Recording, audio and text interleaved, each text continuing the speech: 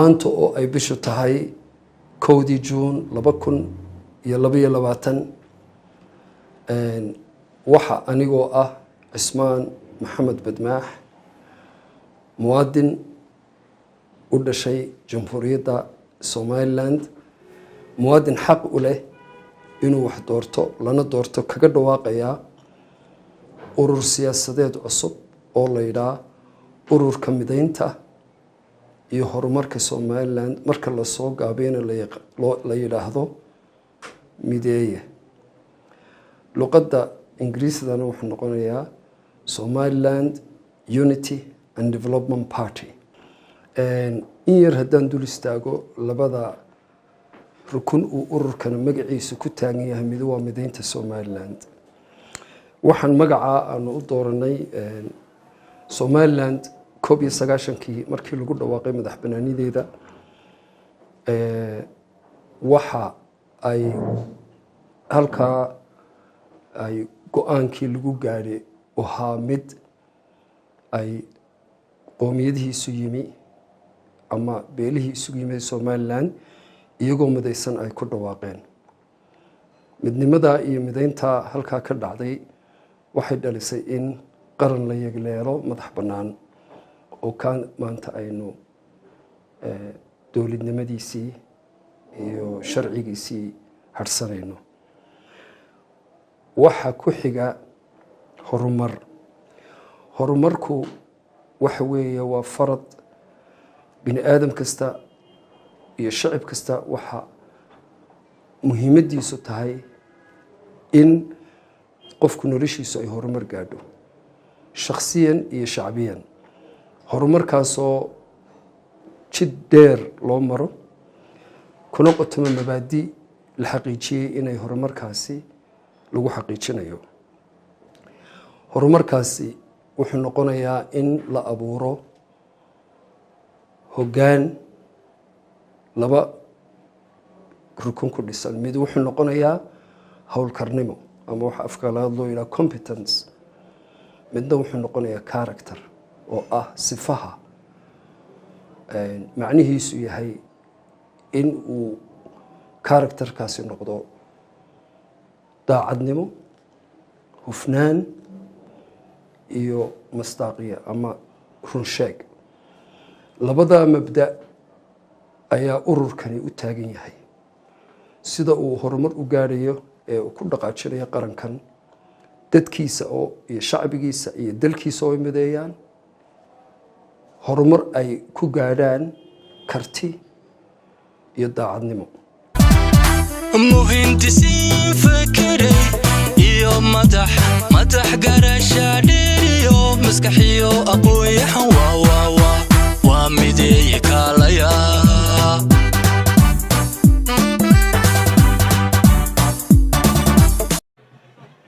waxaa soo kalahdeen saaka subax hore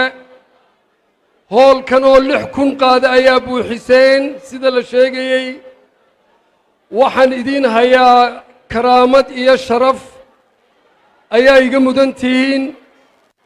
shacbigii Somaliland oo si qalbi furan niyad wanaagsan uga qayb qaatay shaacinta urur siyaasadeed ka mid ah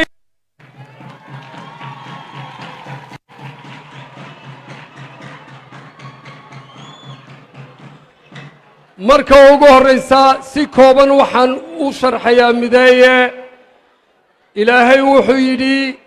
aayadihiisa quraanka i'tasimuu bihablillahi jamiican walaa tafarraquu waxa halkan muuqata in qalbi ka midaytiin 6 gobol ee Somaliland ka koobnayd annaguna ujeedooyinka anoo soo koobiya tiirarka mideeye ku dhisan yahay mideeye inuu mideeye qulubta shucuubta Somaliland oo dhaawac soo gaadhay inuu mideeyo cuquushooda inuu mideeyo muruqooda maankooga iyo maskaxdooda waxa halkan iga muuqda oo ku hareynayaa haweenka qiimaha leh oo si mugle ugu soo ajiibay shaacintii ururka mideeye waxaan u mahadnaqayaa odayaasheenna sharafta inaga mudanka waxaan u mahadnaqayaa siyaasiyiinta aqoonyahanka iyo dhalinyarada waxaan mahad gaara siinayaa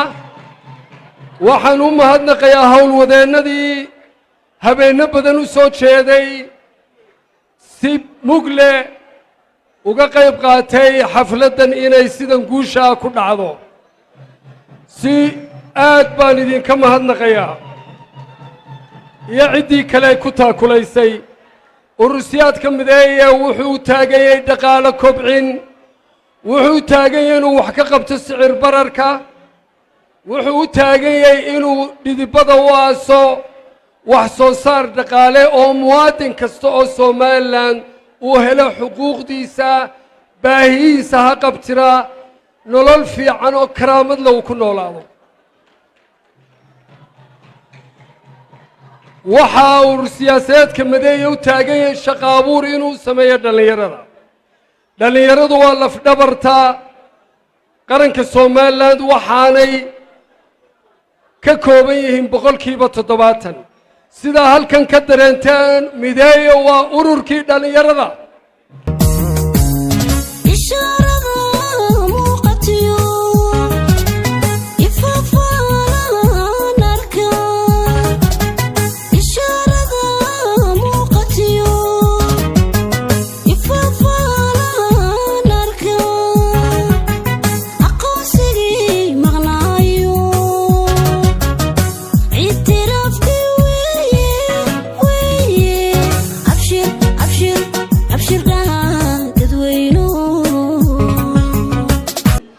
taageerayaashii noo gartay noo hibeeyey nagu sharfay na karaameeyey in aanu noqono guddoomiyeyaal aan kow ka ahay guddoomiyaha ururka mideeye ee 5 sanood ee soo socda waxaan ilaahay marka ugu horeysaan uga mahadnaqayaa in ilaahayna ka baryaa xilka iyo mas'uuliyadda inuu ilaahay igu garab galo waa xil culus waa mas'uuliyad culus idinkuna duca ayaanu idinka baahanay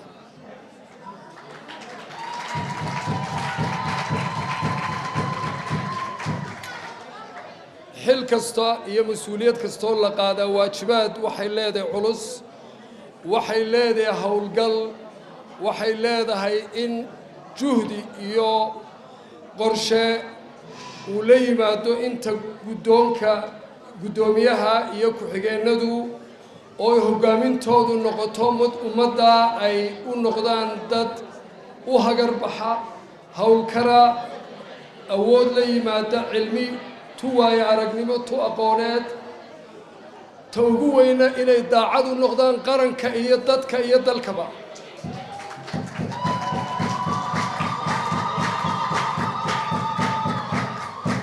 إلهي وحيد إن الله يأمر بالعدل والإحسان إلهي إحسانك وحكور ريسي عدالته قرن كان يدد كان وادد شدير أصو مري إني مدح بناني دودا يو ما أنت استقرار كودن أي ووهر قلو وحاسي أي واجب كوآ أو الشعب قدوني أندد وهاقر بحا هقوميال إيا مدح وشقيا وأذيقا نبي عليه الصلاة والسلام مركي وجبريل كسود دقي أيا وحو ويدي لما السؤالات وحو يا رسول الله ما واحد دوني سائنا نكادقنا النبي بقرة أو ضدك بقر نغضو حكومة مثل النبي الدونا رسول كي أفضل سنة وحو كدورتي إنو نغضو النبي الدونا دل كان وحو باهي هاي عدو أذيكتا عيد وأذيك أيوب هي وحوب هي تدش عيد وشقيسة أو سيوفن أو داعد نما أو كرتلة لبا أودود أيا دل وهو جامية وحلو قبتها وحوي وأود كرتدا يا أود داعد نما أفك قلات كاركتر أن كومبتنس بالينا وحوي لبدا أودود هديه جامية كستايشوا وحمر خاتم دونتا إن دل كاسي وهرو صعدو dadkiisana ay barwaaqo horseedaan waxa aan maanta farxadii halkan garabkayga taagan kumana faanayo laakiinse waa amral waaqic in uu mideeye u taagan yahay magaciisii mideeye astaantii mideeye mabaadidiisii oo ah inuu dalkan iyo qarankan mideeya gudoomiyaha ku-xigeenka koowaad wuxuu ka soo jeedaa gobolkii Togdheer gobolkii madax banaanida Soomaaliland lagu qotomiyay gobolka gudoomiye ku-xigeenka labaad wuxuu ka soo jeedaa gobolkii Daraawiishta Sool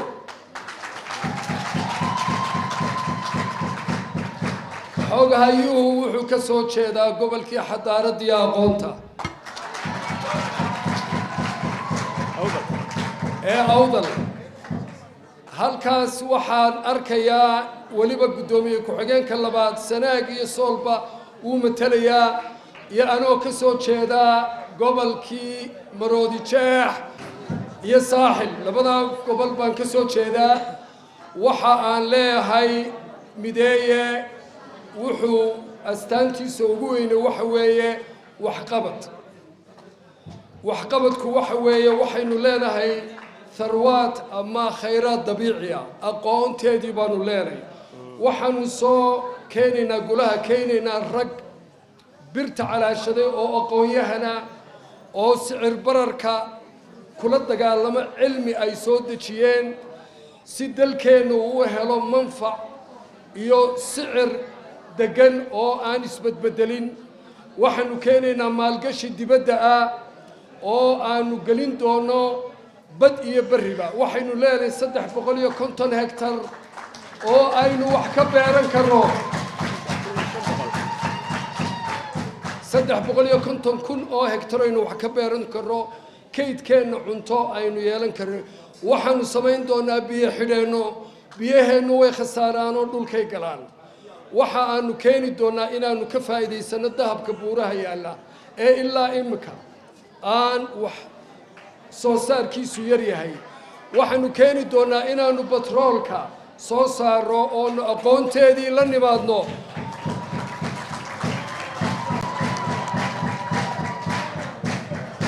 waxa iman doontaa caruuraheenu 30 kun oo ayaa soo qalan jabiya waa inaanu shaqo abuur u sameynaa aanu cilmi iyo aqoon ku wadnaa shaqo abuurkana waxaanu naqaanaa sida loo sameeyo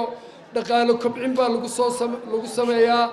wax soo saar baa lagu sameeyaa taana waanu ka howlgalaynaa tiirarka dhaqaale ee ururka siyaasadeedka mideeya ayay kow ka tahay muhindisiin fakiray iyo madax garasha dhiriyo maskaxiyo aqoon-yahan waa mideeye kaalaya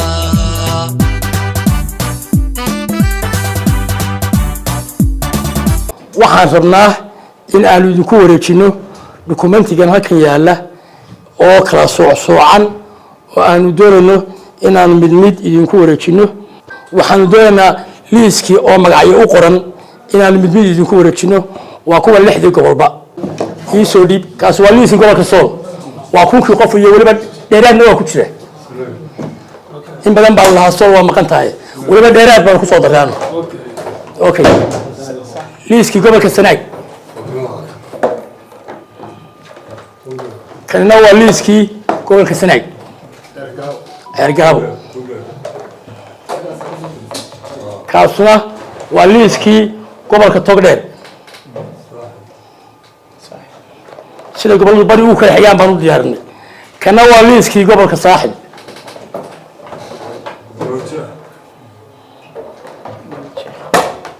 kanna waa Maroodi Jeex aynu joogno saasaan u soconaynaa alxamdulillah kana waa liiskii gobolka Awdal waxa ilaahay markaynu mahadnaqno annaguna dadaalkii iyo juhudkii aanu soo galay aanu uga mahad celino dadkii hadhiya habeenu soo jeeday tiimkii shaqeeyay gaar ahaan baan uga mahadnaqayaa waxaan mahadnaq iyo bogaadin u soo jeedinayaa guddida diiwaangelinta ururada siyaasadeedka iyo ansixinta xisbiyada guddidan waxa weeye waa waxaan ku sheegi karaa inay yihiin quwadda iyo udubdhaxaadka geedi socodka dimuqraadiyadda iyo xuquuqda muwaadinka Somaliland ee aan awoodda lahayn shuruuc iyagoo raacaya xeer raacaya ay ilaa hadda halka soo gaarsiiyeen dhammaan ururadii in ay sidii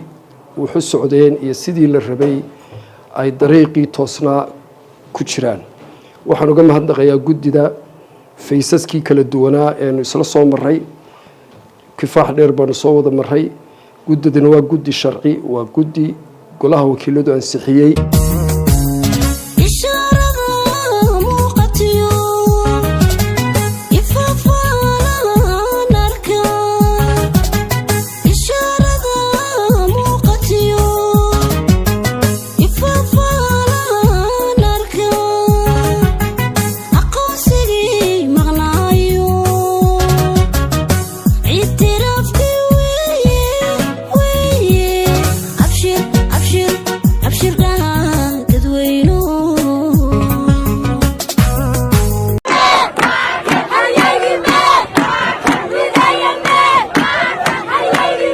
maanta waxaynu joognaa halkan oo deegaankii Garaya Cawl inaynu ku soo dhaweyno gudoomiyaha siyaasadeedka Mideeya Cismaan Badmaax oo runtii ah hogaamiye runtii aad iyo aad u qiimo badan Soomaaliland ay ka wada dhareegsan tahay taariikhdiisa, hogaamiye da'yar oo dhalinyaro ah, hogaamiye daacad ah, hogaamiye ku suntan midnimada Soomaaliland iyo wanaageega. kaasaanu maanta halka iyo bacadka saacada maanta ay tahay labadii iyo barkii duhurnimo hadaan dhaafsanay saddexdii haynba aanu u taaganahay aanu ku soo dhaweyno isagoo gudoomiyuhu u socda magaalada Boorama ee caasimadda gobolka Awdal.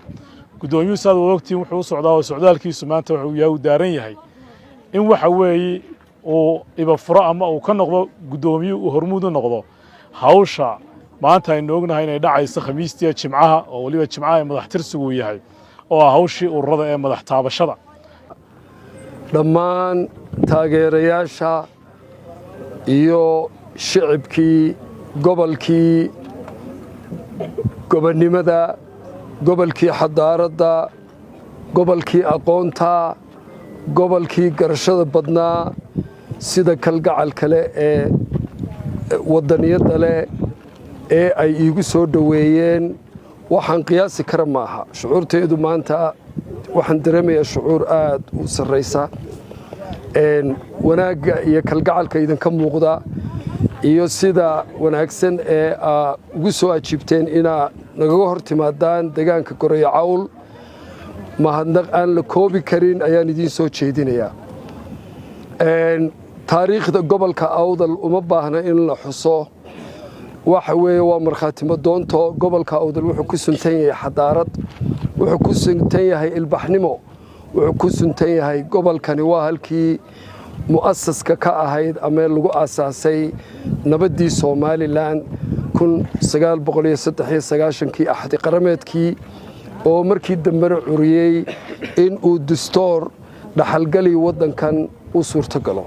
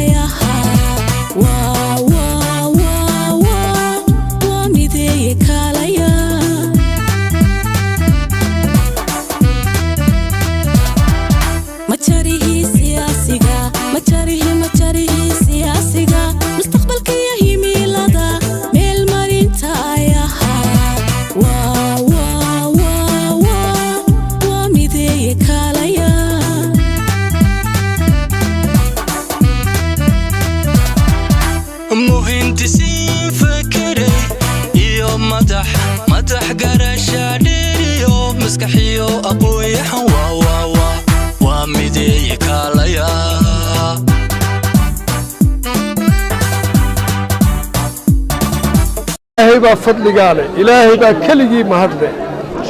waxaan maanta halkan ugu bushaaraynayaa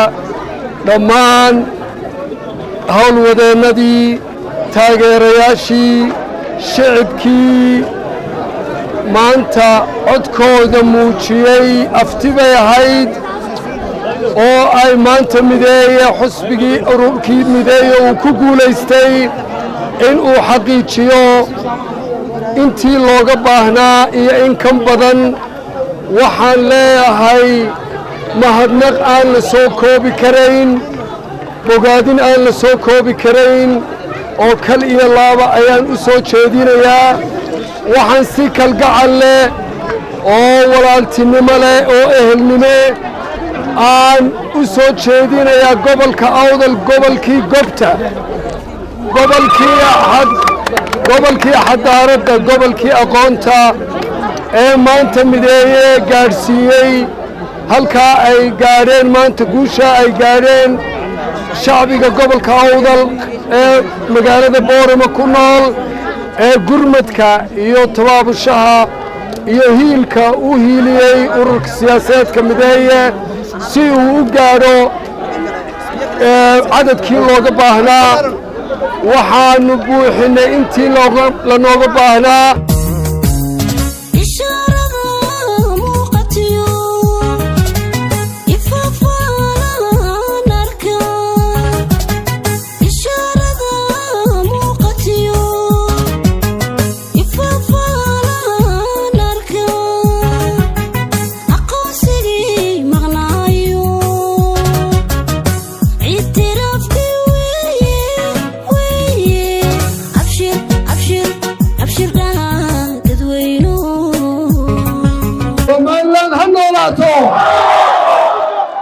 Somaliland madax banaanideedu waa muqadas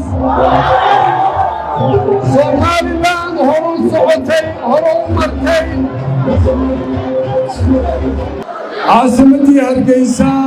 shacabkii gobta ay ka soo jeeday oo maanta saaka muujiyay cududii ugu ballaadhnay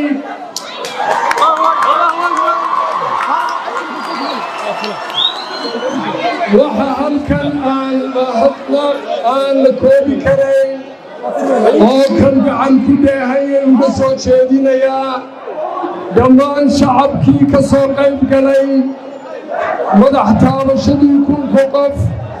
taageerayaashii howlwadeennadii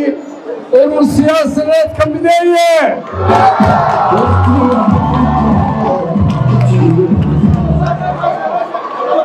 mideeye wuu guulaystay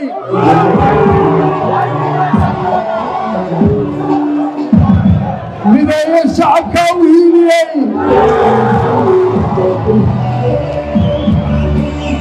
mideeye waxaa u hiiliyey shacabka gobolka Maroodijeex ee gobta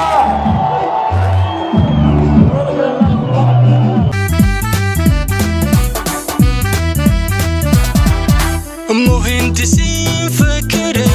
iyo madax garasha dhiriyo maskaxiyo aqoon-yahan waa mideeye kaalaya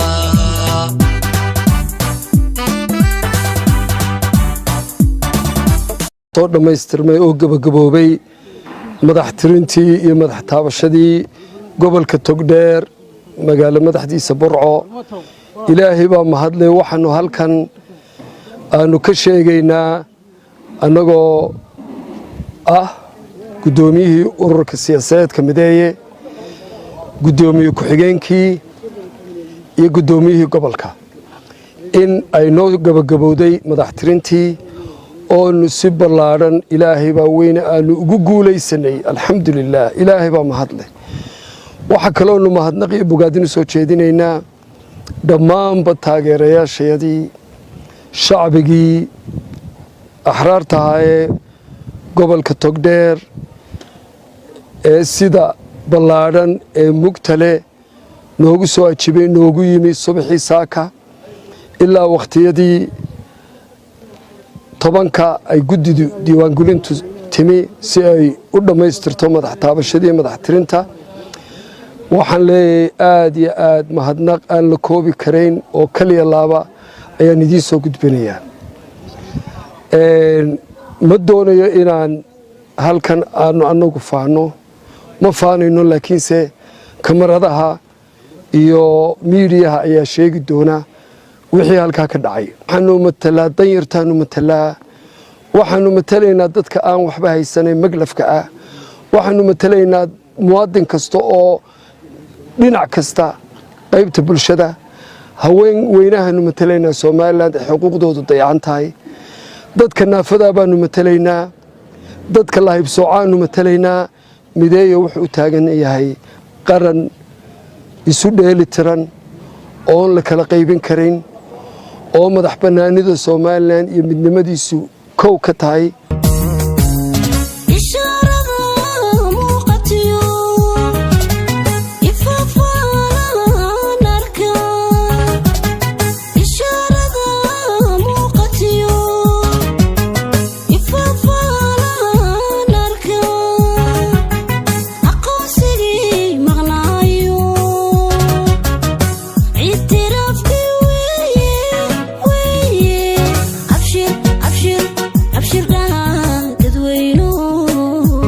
magaalada Ceergaabo, gobolka Sanaag, gobolkii Awiyasha, saaka markay waqtigu ahaa 10kii subaxnimo waxaana soo maray guddida diiwaangelinta ururada, halkaasoo lagu madax tiriyay 1000 qof ee loo baahnaa. waxaan halkan dhammaan bushaaro aan ugu hayaa dhammaan shacbiga Somaliland, gaar ahaan taageerayaasha siyaasadeedka mideeye. waxaan leeyahay waynu guulaysanay, guul baa soo hoyatay. shacbigii gobolka Sanaag ee sharafta badnaa ee axraarta ahaa waxay muujiyeen maanta oo afti ku bixiyeen cidda ay codkooda siinayaan. afti shacab bay ahayd. marka ugu horeysa Ilaahay baa guusha keena, mar labaadkana shacabka ayaa guusha dhaliya. muhindisiin fakiray iyo madax garasha dhiriyo maskaxiyo aqoon-yahan waa mideeye kaalaya.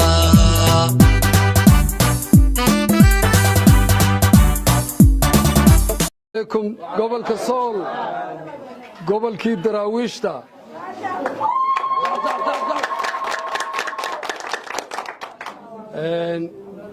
waan idin salaamayaa. salaan kal iyo laaba. goor habeennimo baanu waa cudurdaaraynaa, goor habeennimo baanu soo galay. wakhtiga dambe ee ay isu timaadeen dareenkayga iyo shucuurtayadaba aad buu taabtay, iyadoo wakhti dambe tay tobanadii hadda ku dhowdahay haddaanay dhaafin inaa xafiiska mideeye isugu timaadaan dhammaan taageerayaashii iyo shacabkii Sool ee magaalada Laascaanood. waxaan idin leeyahay hambalyo. guushii mideeye ee 5tii gobol waanu soo dhammaystiray. waxaanu ka soo bilownay gobolka Awdal, waxa ku xigay gobolka Maroodi Jeex, waxa ku xigay gobolka Togdheer. Ceergaabo shalay aanu ku guulaysanaa ugu dambeysay. guusha intaa ka sii weynay insha Allah gobolka Sool iyo Laascaanood.